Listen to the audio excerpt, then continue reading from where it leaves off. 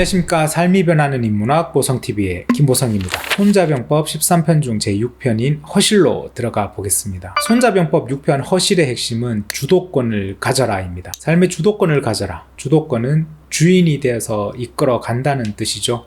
내 삶의 주인은 나다. 내가 이끌고 간다. 그래서 허실은 바위로 계란치기입니다. 우선 허실이라는 단어를 한번 살펴보겠습니다. 허는 텅 비었다, 약하다 라는 말입니다. 실은 꽉 차다, 튼튼하다 라는 뜻이죠. 그래서 허실은 쉽게 말해 약함과 튼튼함이란 뜻입니다. 세상의 모든 곳에는 허실이 존재합니다. 나에게도 허실이 있고 상대에게도 허실이 있습니다. 이러한 허실을 어떻게 이용할 것인가? 앞편에 형과 세를 통해 실력을 쌓고 그 실력을 발휘하는 것까지를 보았습니다. 실력 발휘까지 익혔는데 이제 어떻게 승리를 할 것인가? 그것은 바로 상대의 약점인 허한 부분을 나의 주특기인 실한 것으로 이기는 것. 이 전장이라는 필드에서 내가 주도권을 가지고 승리하는 것, 이것이 허실이다 라는 것입니다. 그래서 제4 형편과 제5 세편에 이은 제6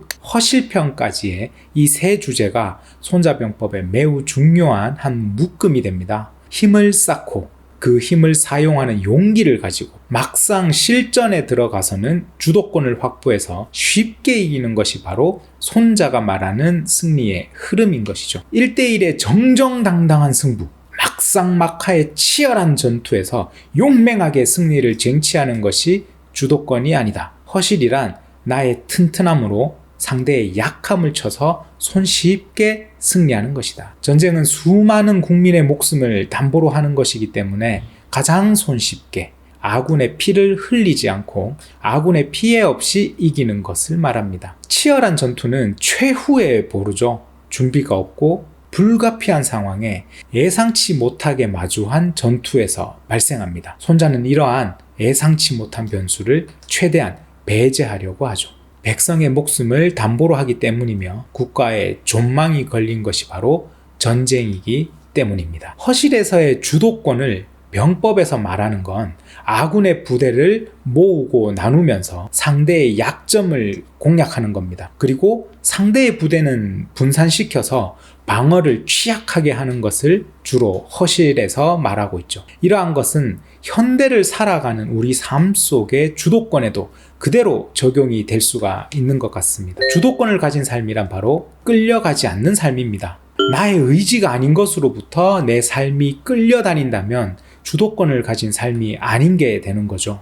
나에게 삶이라는 녀석을 끌어들이는 것, 내가 원하는 삶을 끌어들여 사는 것이 바로 주도권을 가진 삶입니다. 허실은 바로 이러한 우리 삶의 주도권에 대한 이야기가 들어 있습니다. 내가 원하는 것이 무엇인지 아는가? 내가 살고 싶은 삶이 무엇인지 명확하게 아는가? 내가 원하는 삶을 끌어들여 살아라. 삶에 끌려가지 마라. 자, 그럼 본격적으로 손자병법 제6편 허실의 본문 속으로 한번 들어가 보겠습니다. 무릇 유리한 전쟁터에 먼저 가서 적을 기다리면 편안하고 나중에 도착하여 급하게 전투를 하면 수고롭다. 그러므로 전쟁을 잘 하는 자는 적을 끌어들이지 적에게 끌려가지 않는다. 적을 끌어들이는 것은 내게 이로움이 있어 보이게 했기 때문이고 적을 오지 못하게 하는 것은 내게 해로움이 있어 보이게 했기 때문이다. 고로 적이 편안하면 수고롭게 만들고 배부르면 배고프게 만들고 안정되면 동요시켜야 된다. 적이 반드시 전진하는 곳으로 출동하고 적이 생각지도 못한 곳으로 달려간다. 1. 주도권을 가지는 3단계. 미리 준비하라. 상대의 심리를 뒤흔들어라. 상대의 허를 쳐라에 대한 내용입니다. 손자는 전장터에 먼저 도착해서 미리 준비하는 것부터 시작합니다. 적을 끌어들이지 끌려가지 않는다고 말하죠. 명확하게 주도권을 가질 것을 말하는 것 같습니다. 나는 지금 삶에 끌려가고 있는가? 나는 지금 삶을 끌어들이고 있는가? 긴 말 필요 없다. 끌어들여라. 그러기 위해 우선 미리 준비하면 차분해지고 냉정하고 민감하게 반응할 조건을 갖추게 된다 라고 말합니다. 이에 반해 상대는 도착해보니 이미 준비 상태를 마친 우리 아군을 보고 허둥지둥 될 것입니다. 야, 이거 큰일 났다. 우리도 빨리 진영을 갖추자. 준비된 것으로 준비되지 않은 상대를 치는 것이 얼마나 유리한 상황일까요? 두 번째로 상대의 심리를 뒤흔들어야 한다고 말합니다. 주도권이란 바로 끌어들여라입니다. 손자는 사람을 이익을 따르는 존재라고 전제합니다. 그러므로 이익이 있어 보이면 상대는 끌려옵니다. 작은 이익으로 상대를 끌어들입니다. 또한 상대가 편하면 귀찮게 하고 배부르면 배고프게 하고 안정하면 동요시키며 심리를 뒤흔들어 버립니다. 세 번째로 허를 칩니다. 바로 상대가 오는 곳은 틀어막고 상대가 생각지도 못한 곳을 공격합니다. 나는 이미 모든 정보를 알고 있기 때문이죠. 허를 친다는 것은 알고 있다는 것입니다. 나를 알고 적을 알면 위태롭지 않다고 손자가 이미 말을 했습니다. 알아야 한다. 손자병법에서 가장 중요한 키워드 중 하나입니다. 천리길을 행군해도 아군이 피로하지 않은 것은 적이 없는 곳으로 행군하기 때문이다. 공격하면 반드시 획득하는 것은 적이 수비하지 않은 곳을 공격하기 때문이다. 수비하면 반드시 지켜내는 것은 적이 반드시 공격할 곳을 수비하기 때문이다. 고로 공격을 잘하는 자는 적이 수비해야 할 장소를 알지 못하게 한다. 수비를 잘하는 자는 적이 공격해야 할 장소를 알지 못하게 한다. 희미하고 희미하여 형체가 없는 데 이르고 신기하고 신기하여 소리가 없는 데 이른다. 고로 이런 경지에 오르니 적의 생명을 주관할 수가 있다. 아군이 진격해도 적이 막을 수 없는 것은 적의 허점을 공격하기 때문이다. 아군이 후퇴해도 적이 추격할 수 없는 것은 아군의 속도가 빨라서 적이 따라잡을 수 없기 때문이다. 고로 내가 싸우고자 하면 적이 비록 높은 성곽을 쌓고 깊은 구덩이를 파놓아도 나와 싸울 수밖에 없는데 이것은 적이 반드시 구원해야만 하는 곳을 내가 공격하기 때문이다. 내가 싸우려 하지 않으면 적이 비록 땅을 나누어 지키고 서 있더라도 나와 싸울 수 없는데 그들이 가는 곳과 내가 어긋나게 하기 때문이다.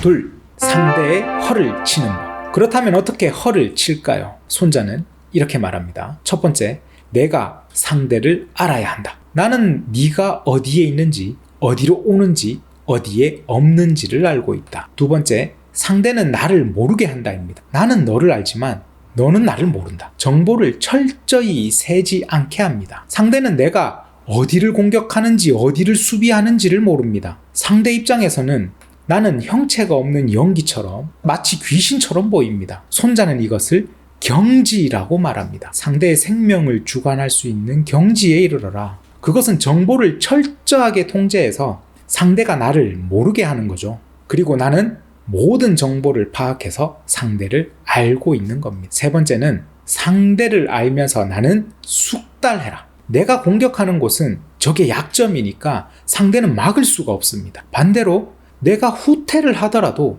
적이 나를 잡을 수가 없는 건 나의 속도가 상대보다 빠르기 때문입니다. 혹시 복싱 경기를 보신 적 있습니까? 연신 잽을 뻗으며 공격을 하는데 글러브가 상대에게 닿지를 않습니다. 이렇게 잡힐 듯 말 듯 태각하는 기동력은 적을 유인하는 거죠. 아예 잡을 수도 없이 빠르게 태각하는 것은 아군의 손실조차 나지 않습니다. 숙달된 실력을 가진 부대는 이렇게 위태롭지가 않습니다.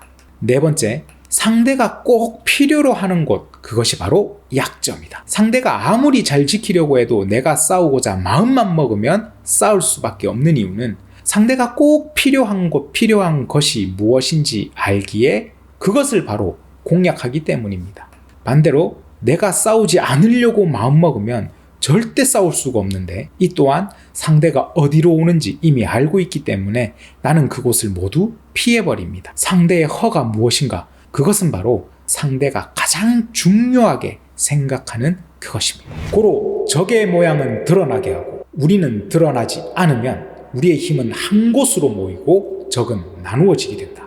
우리는 모아서 하나가 되고 적은 나누어서 열이 되면 이는 열의 힘으로 하나의 힘을 공격하는 것이다. 바로 아군은 많아지고 적은 적어진다. 이렇게 많은 수로 적은 상대를 공격하는 것은 바로 우리가 싸워야 할 적을 줄이는 것이다. 우리가 공격할 곳을 적이 모르게 하라. 모르면 적은 막아야 할 곳이 많아진다. 막아야 할 곳이 많아지면 우리와 싸울 적의 수가 적어진다. 고로 앞을 막으면 뒤쪽의 병력이 적어지고 뒤를 막으면 앞쪽의 병력이 적어진다. 왼쪽을 막으면 오른쪽의 병력이 적어지고 오른쪽을 막으면 왼쪽의 병력이 적어진다. 모든 곳을 수비해야 하면 모든 곳이 모자라진다. 적의 병력이 적은 것은 우리를 수비하기 때문이다. 우리의 병력이 많다는 것은 적에게 우리를 수비하게 만들었기 때문이다. 고로 싸울 장소를 알고 싸울 날짜를 알면 천리를 행군해서도 싸울 수 있다. 싸울 장소를 모르고 싸울 날짜를 모르면 오른쪽이 왼쪽을 구할 수 없고 왼쪽이 오른쪽을 구할 수 없으며 앞이 뒤를 구할 수 없고 뒤가 앞을 구할 수 없다. 하물며 멀리는 수십 리,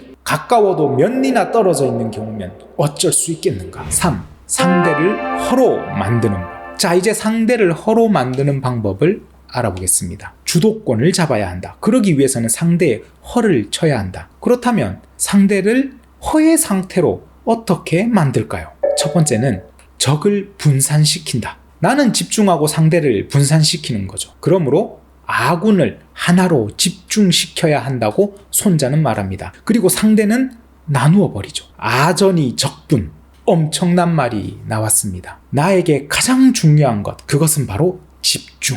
회사와 같은 단체라면 단합.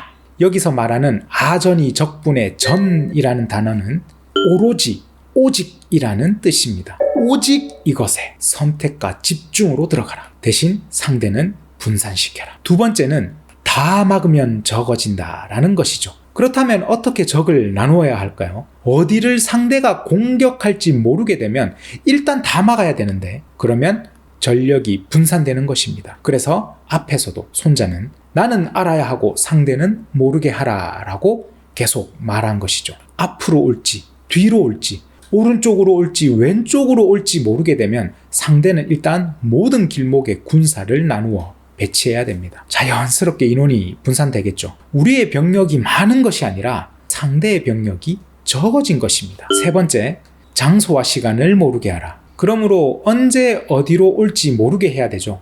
철저한 정보의 관리, 결코 정보가 새어서는 안 된다. 명확한 의도가 없는 것은 떠벌리지 말라고 합니다. 의도적으로 정보를 흘릴 수는 있겠죠. 일부러 상대에게 혼란을 주기 위한 가짜 정보를 흘리는 것처럼요. 하지만 나의 정보는 결코 새어서는 안 됩니다. 그래서 손자는 말하는 사람이 아니라 들어주는 사람이 되어라라고 말하죠. 정말 어렵습니다. 우리는 들어주기보다 말하고 싶은 것이 너무 당연한데 말이죠. 이렇게 허실의 전반부를 통해 주도권을 가지는 3단계 그리고 상대의 허를 치는 법과 상대를 허로 만드는 법을 알아봤습니다. 상대를 끌어들여야지 끌려가지 않는다. 그러기 위해서는 나는 하나로 집중하고 상대는 분산시켜라. 이를 위해 가장 먼저 알아라. 자기 자신을 알고 사람이든 상황이든 상대를 알아라. 이것을 통해 우리는 지금 내 모습을 확인해 볼 수 있지 않을까 합니다. 다음 화에서는 허실의 후반부를 통해 좀 더 자세한 내용들을 한번 만나보겠습니다. 시청해 주셔서 감사합니다. 다음 화에 뵙겠습니다.